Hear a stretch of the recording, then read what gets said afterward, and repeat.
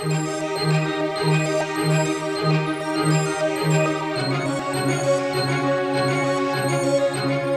Monsieur Paul, comment allez-vous? Ça va bien et vous? Oui, extrêmement bien. Alors aujourd'hui, on va faire évidemment notre revue des marchés habituels et on va aussi parler de Alibaba. Alibaba, on a préparé un petit topo là-dessus. Alibaba fait sauter la caverne. Hein? Alors, les projets d'expansion, on va voir ça tantôt, mais peut-être qu'elles sont trop grandes à un moment donné. Il faut faire attention avec ça. Alors, on va y aller avec nos premières, évidemment, là, informations sur les données économiques de la semaine dernière, du 15 au 19 septembre. On commence avec le prix des producteurs. Et voyez-vous, j'ai pas mis de couleur au résultat parce que je vous ai gardé la couleur. Théoriquement, on a... C'est un peu comme le CPI qui va suivre, d'ailleurs. Moi, je mettrais un jaune. Un jaune, ça. Jaune fort. Là. OK, jaune fort. Pas d'inflation. Oui, vous avez... Voilà. Hein? Bien, c'est pour ça que j'attendais vous voir. Pas mieux que passé. Certains seraient portés à dire que c'est vert, mais c'est faux, parce que de l'inflation, ça n'en prend. Oui. Ça fait un peu bizarre, là, pour... tu sais, des fois, les gens disent, voyons donc, l'inflation, ça en prend. Ça en prend un petit peu. Pas trop, évidemment. Hein? Marqué sur une base annualisée, c'est encore 1,8, là, mais quand même, c'est pas énorme. Là. Non, c'est pas énorme. Donc, c'est jaune pour les gens à la maison. Vous pouvez colorer ça si vous voulez, là. Pas sur votre téléviseur, quand même. Alors, prix des producteurs, vous le voyez ici, ce que vous disiez, annualisé. C'est assez volatile, là, malgré tout. Oui, là, mais... c'est volatile. Hein? Écoutez, je vais vous dire une affaire, c'est un graphique qui est assez volatile. On est, comme vous dites, évidemment, au-dessus du zéro, c'est bien évident, là, mais une baisse par rapport aux derniers résultats.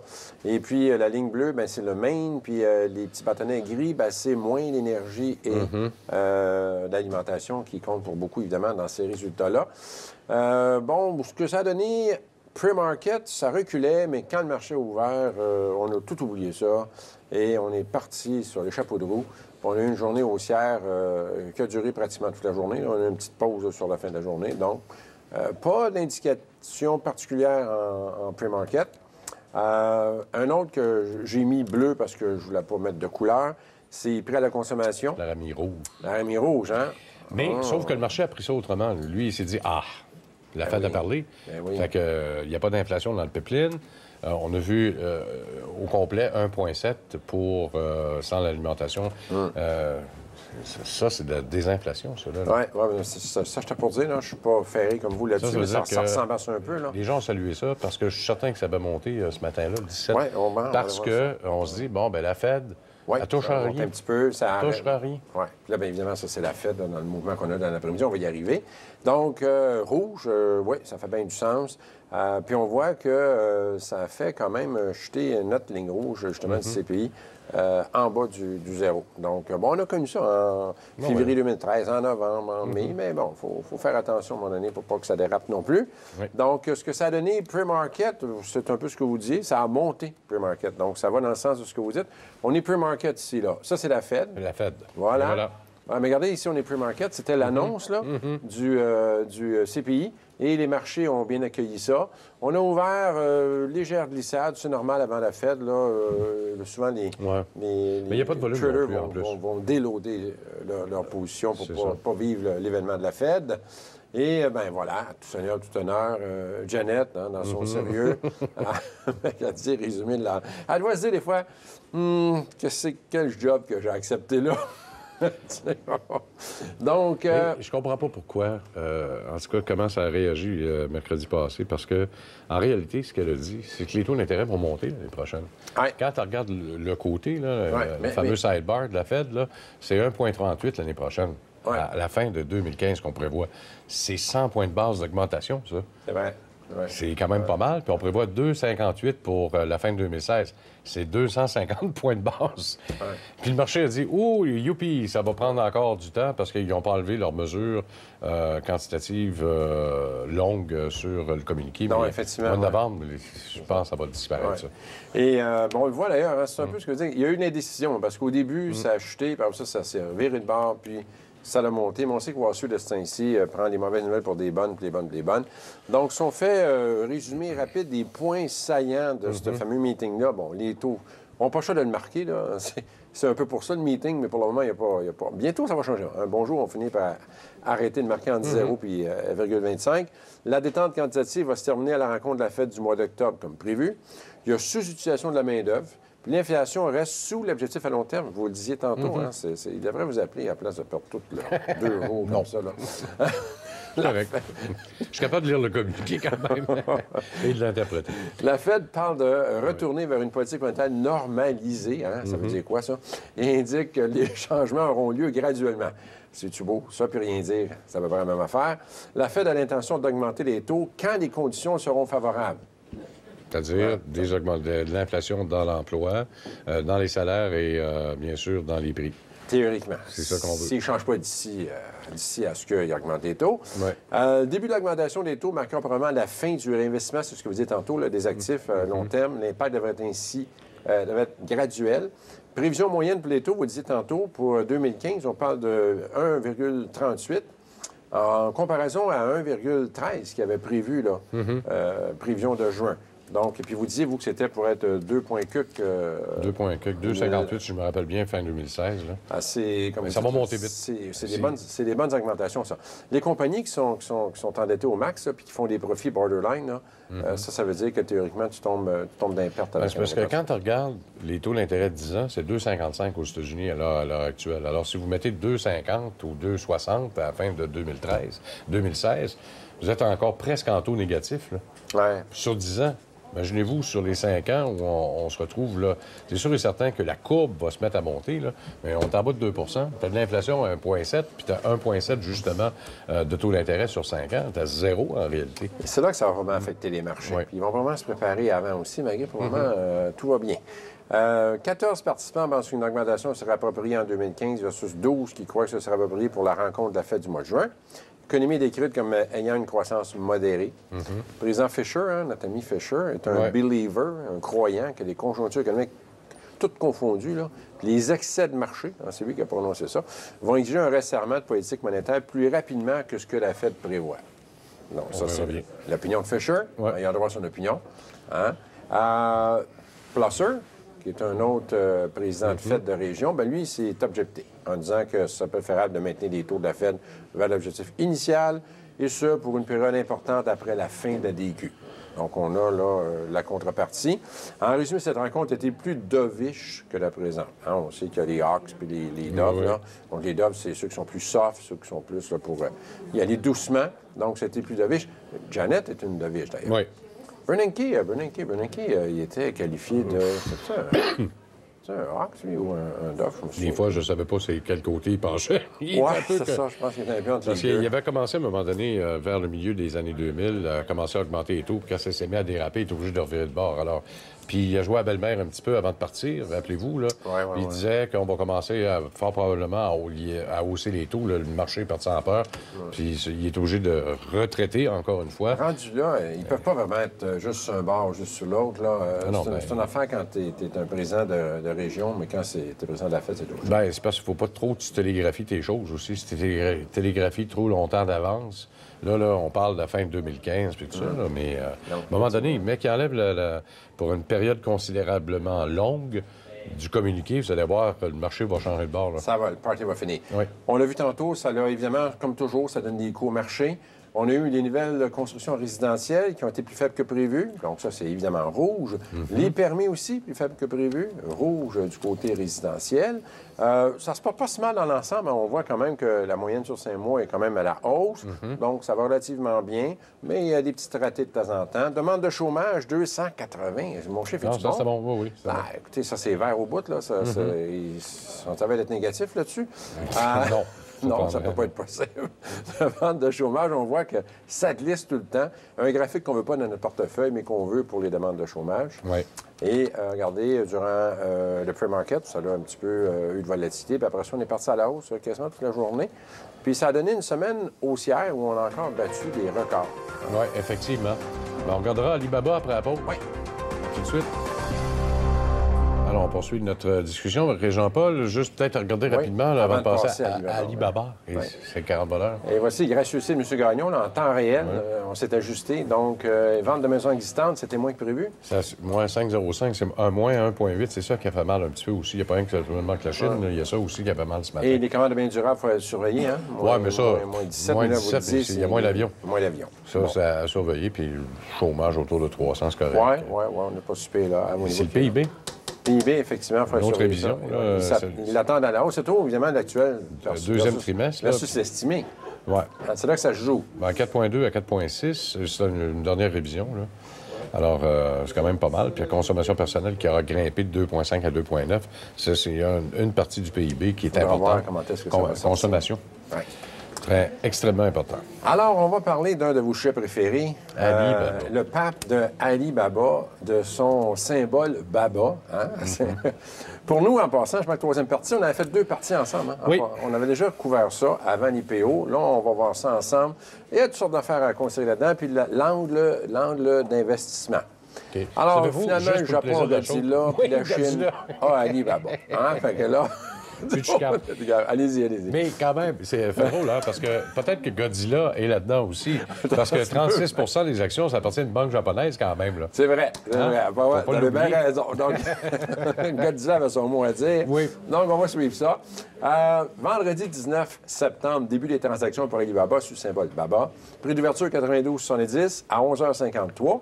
Oui, ça a pris du temps avant que... Oui, mais vous savez, c'est normal, hein, c'est les encans du matin.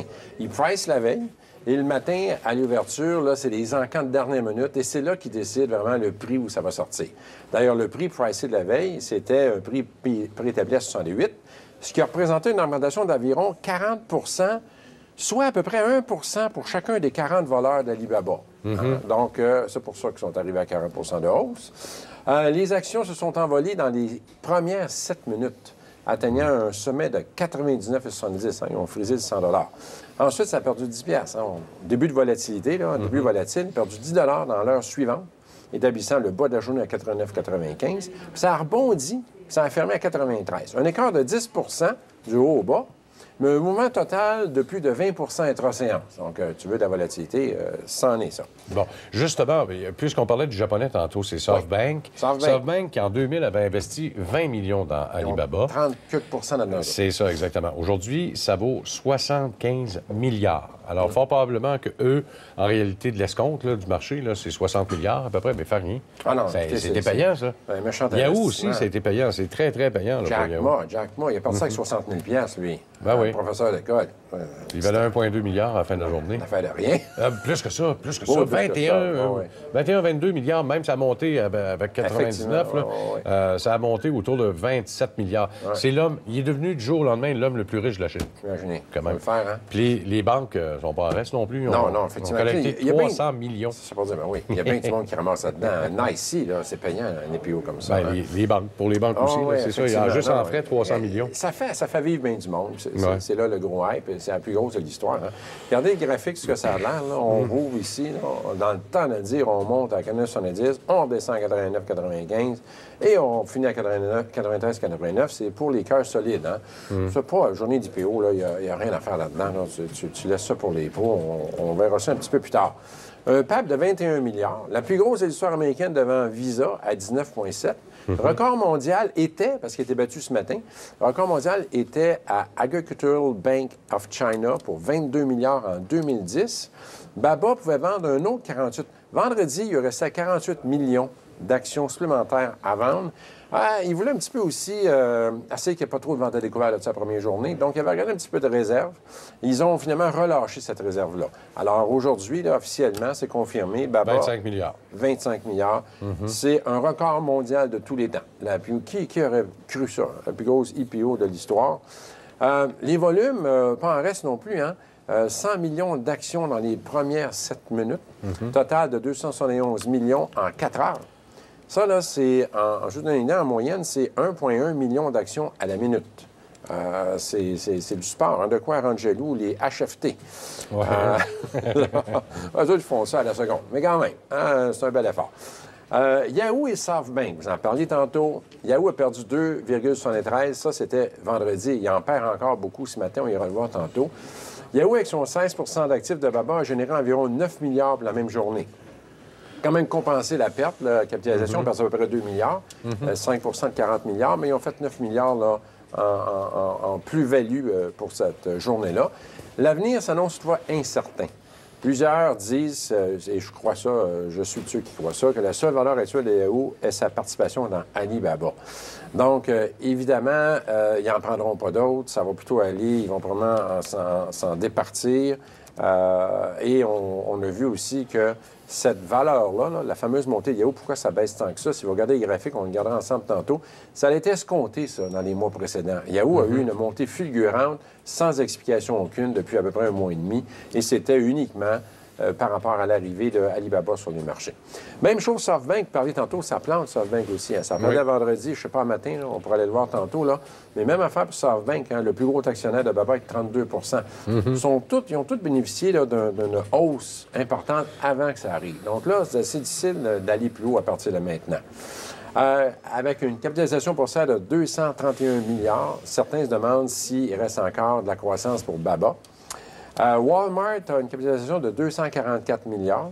eBay, Facebook, Twitter réunis ensemble, là, Alibaba est plus gros que ces trois-là réunis ensemble. Ils totalisent 250 milliards. Donc, beaucoup se posent des questions. Moi, je pense que c'est un short pour la prochaine année. Là. Je me commets tout de suite, je donne mon bias là-dessus. Là.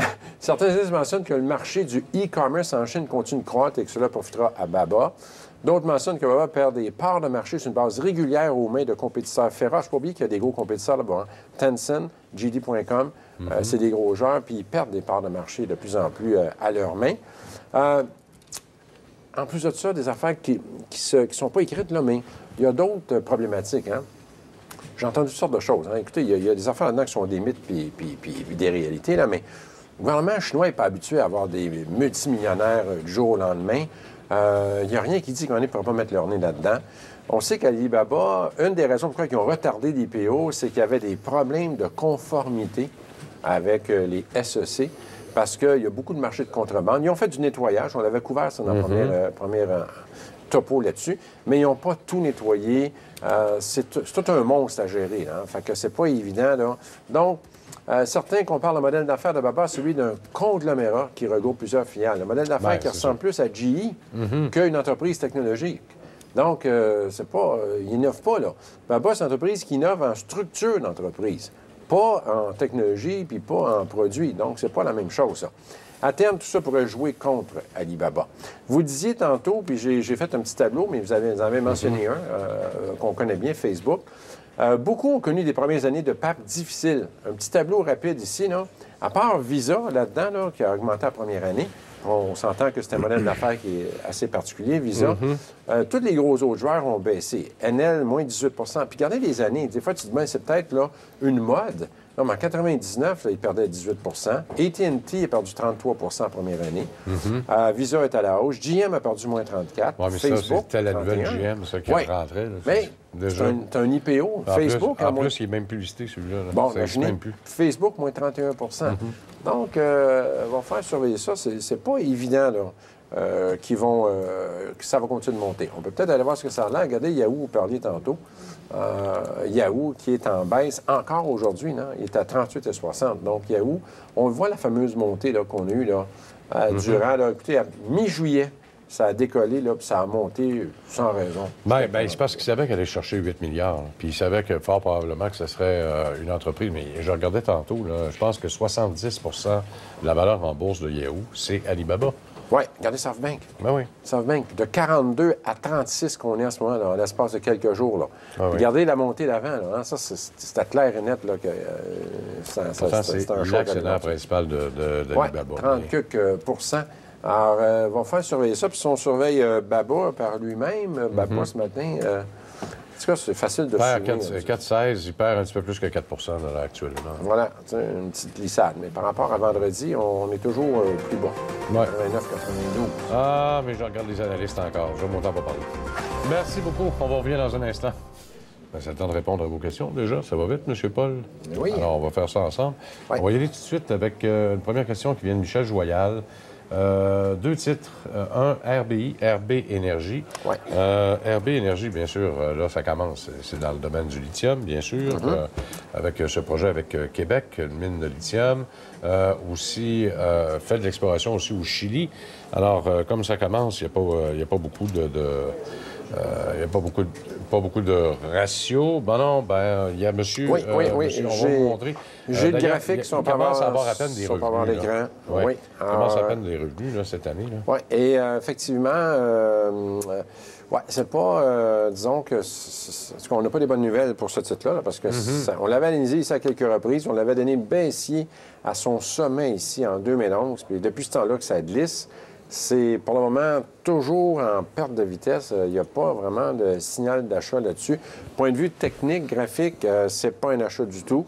Je ne sais pas de votre côté si vous avez de l'information. C'est l'ancien Canada Lithium. Il y en avait déjà 30 000 actions, si je me rappelle. Oui, de Canada Lithium. Qui ont été transformés ensuite. Ils les avaient achetés à 48 cents.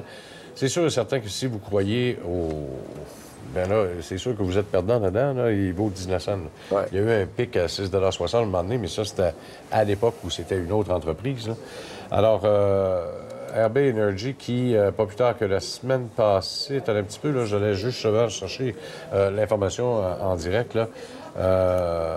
Bien sûr que son listing, c'est ce qu'on appelle un reverse takeover. OK. Alors, RB Energy, l'ancien Canada Lithium, je sais pas, il y a peut-être un peu de patience. Ça va dépendre, là, parce que là, il commence à avoir des entrées d'argent à l'intérieur de ça. Et bien sûr, quand je regarde... disons que pour le titre, là, ça regarde mal. Oui. Hein? Oui. Mais quand je regarde les ratios, là, on commence, étant donné qu'on commence à faire un peu de sous, qui commence à avoir des revenus, on prévoit 61. Et quand tout sera mis en pleine place, là, l'année prochaine, on prévoit quand même de presque tripler les revenus, puis enfin commencer à faire de l'argent. D'ailleurs, au dernier trimestre, on a fait 20 millions de revenus, 1 cent par action.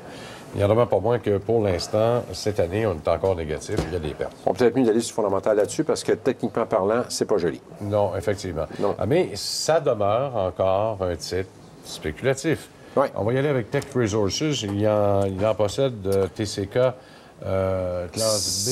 150 à 51,27. Qui est rendu à 21. C'est sûr que c'est Teck, plate. ça a bien de la misère. On l'avait donné baissier ici. Je veux pas, nos marques sont là. C'est pas des choses qu'on invente. Là, puis je veux pas avoir l'air d'être non plus devin, là, mais c'est sûr qu'à plusieurs reprises, on le donnait baissier à l'émission à chaque fois qu'on l'analysait.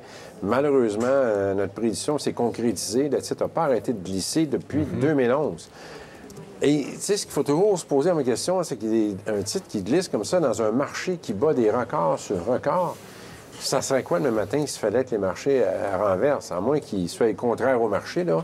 Mais disons que c'est pas... Il n'y a pas de signal d'achat là-dedans. Teck, c'est pas compliqué à comprendre, Teck Resources non plus. Dis-moi où la commodité va aller. Dis-moi, je vais te dire où va aller Teck Resources. C'est dans le zinc, molybdène, cuivre, etc.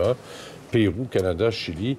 Et le prix du cuivre va pas arrêter de baisser. Je peux peut-être aller chercher, voir le prix du cuivre. Les investisseurs, en tout cas, pensent comme vous dites, parce que malheureusement, ça se reflète dans le titre, puis ça n'arrête pas de baisser. Et en ce moment, il n'y a même pas... C'est dur d'y trouver un fond. Il n'y a pas rien là, qui semble arrêter. En 2011, ça valait 10 000 la tonne. Le cuivre, on est rendu à 6 800. Alors, ça n'arrête pas de baisser. Alors, moins... On a peut-être un support aux environs de 21. Mais, les analystes parlent de 28 là, comme prix cible pour les 12 prochains mois. Alors, on ne voit pas quand ça va sortir. C'est un petit bout qu'il a, là, par exemple. Il faut qu'il se relève fort. Là. Bien, là, depuis 51,27, ça doit faire sûrement un petit bout, parce que ça fait un bout de temps qu'il n'est pas allé là. 51,27 en 2011. Ça doit être autour de 5 ans. Là, c'est ça. 2011, au moment où on était au sommet du prix du cuivre à 10 000 la tonne. C'est malheureux. C'est malheureux, mais c'est ça. Alors, si vous êtes assez, comment dirais-je, assez patient pour attendre que le prix du cuivre remonte à des niveaux plus décents, si vous croyez que surveiller la Chine, c'est pour ça qu'on en parle souvent de la Chine. Là. Quand ce matin, on parlait de non-investissement de la part de la banque ou du gouvernement chinois pour mettre plus d'argent sur la table pour faire progresser l'économie chinoise. Peut-être pour ça aussi, les marchés ont été un peu négatifs. Et Teck Resources a même écopé, perdu 3 Oui, non, effectivement, juste aujourd'hui. Vous voyez que tout est interrelié. Là. Oui. Bon, prochaine question qui nous vient de Marcel de Longueuil. Je vais vous laisser le technique. J'aimerais avoir votre opinion sur le titre de Auto-Canada. Difficile à comprendre ce qui se passe avec la société après avoir grimpé à environ 90. L'actionnaire principal a vendu ses actions à 76. Le titre est actuellement à 62. Alors, Auto-Canada, qu'est-ce qu'on dit de ça? Écoutez, ça a eu une belle progression. Il faut forcer d'admettre. Écoutez, en 2011, en 2009, là, vite, là, tabarouette, ça valait 50 cents en 2009. Écoutez, je ne sais pas si vous avez la même information que moi, là, mais à quelques sous près, c'était aux environs de 50 cents. En 2012, on était dans la zone du 8 à 10 $. Puis écoutez, on a atteint un sommet de 90. Alors, à un moment donné aussi, je ne veux pas dire que c'est automatique, mais des montées figurantes comme ça, il faut de temps en temps que ça s'arrête. Puis il faut prendre ses profits. Hein. L'actionnaire principal a peut-être senti ça, lui, quand il a vendu à 76. Là, ça aurait pu peut-être être un signe, mais là, effectivement, ça descend depuis le temps. Et il n'y a pas, pour le moment, de signe haussier. Là. On est en descente. On vient même en semaine, là, on vient de traverser un support aux environs de 60. Si on se met en jour ici, regardez, on le voit mieux là, en jour, là. On vient de traverser un support à 60. Alors, il y a, avec beaucoup de volume en passant, il ne semble pas avoir de plancher pour le moment. Là. Il est en chute libre actuellement. Alors, c'est une entreprise qui est spécialisée, bien sûr, dans des concessions d'automobiles, que ce soit le GM, Kia et les autres. Ils viennent d'en ouvrir, d'ailleurs, quelques-unes au cours des derniers mois. Sauf que, un petit peu de misère, là. Quand je regarde l'argent que ça génère, ça fait du profit, mais ça brûle de l'argent en même temps. Les flux autogénérés là, sont en négatif par les temps qui courent. Le marché n'aime pas ça. C'est sûr et certain que quand on voit un sommet qui est enregistré au mois de juin de 91 $ puis qu'on se retrouve à 59 là, actuellement, c'est peut-être qu'il y a des petits problèmes en termes de revenus de bénéfices nets. C'est une baisse importante. C'est quand même une baisse importante, mais on a pu voir aussi une certaine difficulté à générer des profits. Alors, on s'attendait, on n'a pas battu les attentes, loin de là, on les a même ratés. Quand on regarde, c'est sûr et certain qu'on bénéficie aussi d'une remontée des ventes d'automobiles neuves. Au cours des dernières années, il y a quand même une progression de 19 % dans cette entreprise-là, 14 % pour les véhicules usagés. Même dans le financement, malgré que ce ne soit pas la base de cette industrie-là, quand même eu une croissance de 23 % dans le financement de l'assurance. Mais on n'a pas présenté les performances attendues. Et ça brûle de l'argent 30 trimestre après trimestre de 1,80 $ par action. 30 % de baisse en 5 mois. Donc, c'est beaucoup, ça. Oui, effectivement. Et on regarde... Souvent, ça part une espèce de cercle vicieux. Hein. Puis là, les gens en vendent, puis les institutionnels en vendent, puis là, plus on en vend, plus ça baisse. Puis quand on regarde, si tu ne génères pas d'argent, puis tu payes un dividende en plus, alors on comprend pourquoi aujourd'hui il perd presque 5 % encore une fois. Aujourd'hui, bien, si vous voulez, puis quand on regarde les shorts là-dessus, non, il n'y en a pas beaucoup. Il n'y en a pas beaucoup. Canadien, c'est ça, Canadien, c'est toujours plus difficile. Alors, je serais prudent, disons. Ah oui, c'est pas un achat. Prudence. Graphiquement parlant, c'est pas un achat. C'est pas un achat là. Même certains disent que c'est une vente, mais il y a encore possibilité dans les 12 prochains mois, étant donné qu'on pense que ça va se corriger puis qu'il y a quand même une bonne augmentation toujours substantielle dans les ventes d'automobiles au pays. Ça a plus l'air d'un short que d'un long en ce moment. Donc, en tout cas, il y a 0,56 c'est pas beaucoup. Là. Il n'y a pas beaucoup de shorts là-dessus. Non, effectivement. Ça veut dire qu'il y a de la place. Oui, c'est ça. 5 piastres, 5 François Houle, puisqu'on ne cesse de mentionner que le marché américain, c'est le meilleur dans la conjoncture actuelle, est-ce qu'on a des titres à suggérer? Est-ce que vous regardez, vous? Oui, bien écoutez, moi, je dirais... C'est sûr que vous êtes short-term, là. Oui, c'est ça. Et bien, évidemment, on a peut-être, je dirais, on a un panier de 300-400 titres, là, je ne peux pas tous les nommer, mais je dirais, par rapport à sa question, monsieur, puis je comprends qu'il n'y a peut-être pas nécessairement quelqu'un qui fait mieux au marché américain. Moi, je dirais que la meilleure des choses, c'est des ETF. Ah, OK. Hein? Bien, tu sais, si on constate que le marché américain va bien, regardez les ETF. Si on prend le DAR, OK, le DAR, c'est le Diamond. Il est en hausse, tout comme le marché. Là. Ça n'arrête pas là, depuis 2009. Donc, tu ne te casses pas trop le caillou. Évidemment, c'est peut-être un peu cher à 171. Par contre, on a du DDM, à 125 $. C'est sûr que de plus en plus, ils sont chers, ces titres-là. Si on va sur le Nasdaq, le Q, même chose. Puis on sait que, écoutez, le Nasdaq bat des records. On approche de son sommet de 2000-2001. Hein. Alors, on est là, on voit très bien l'ETF qui suit. Et finalement, le Spider pour le S&P 500. Bon, si c'est trop dispendieux, je ne connais pas les connaissances du monsieur, mais une chose qui peut être faite, c'est des options là-dessus. Alors, on peut prendre des options sur toutes ces ETF-là. Il faut être familier avec les options-là. Je ne suis pas en train de dire, lancez-vous là-dedans sans savoir ce que vous faites, là. Une fois qu'on sait ce qu'on fait, les options, savez, acheter 100 actions là-dedans, c'est 1000 actions, c'est 200 000 Oui. Ça rapporte tout le monde.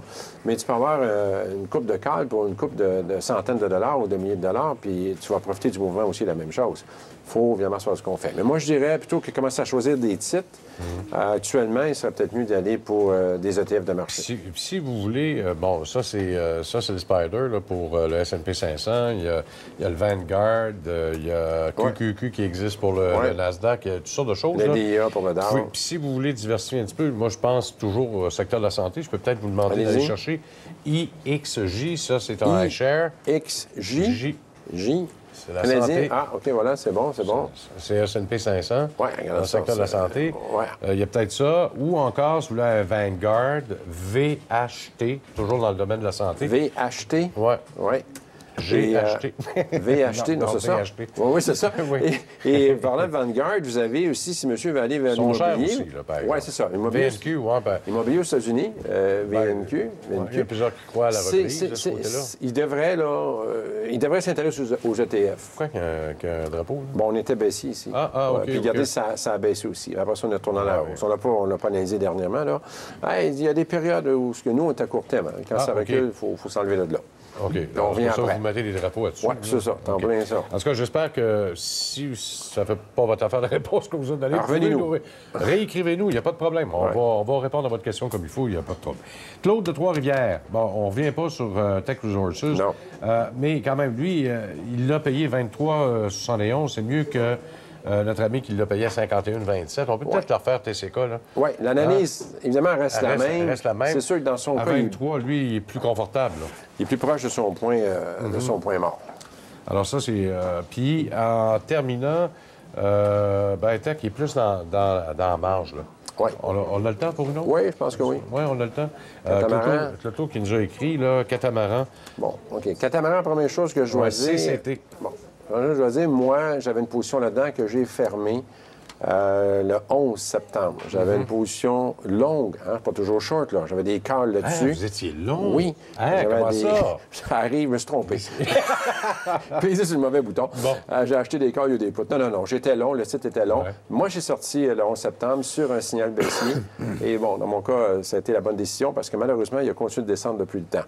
Donc, j'ai quand même le mentionné, là. Et en ce moment, il est baissier, là. À court terme, c'est un titre qui est baissier. J'irai pas jusqu'à le shorter, je dis pas ça. Mais c'est fait ramasser un petit peu dans la dernière semaine. Là. Ben oui. Pourtant, il y a un principe de presque 60 là, de par les analystes qui l'aiment bien gros. Mais c'est normal que ça bouge. 65 achats. Pharmaceutique, je ne me trompe pas. C'est dans la pharmacie, ça. Ils font de la gestion de pharmacie, eux autres, à Catamaran. Il faut croire que... J'ai regardé les revenus, là, c'est en très, non, c'est une bonne entreprise. Mais et on peut peut-être un dernier aussi, il nous reste 30 secondes. Dorman Products. Dorman Products, 41. Vite. Ça n'allait pas bien sur le long terme. Ça remonte depuis quelques jours, mais il faut être prudent. Ouais, ça ne ressemble pas aussi. J'ai de la misère avec. Oui. Catamaran, j'ai encore. C'est dormant pas mal. C'est dormant pas mal. Merci beaucoup, Jean-Paul. On se retrouve demain, tout le monde. Au revoir.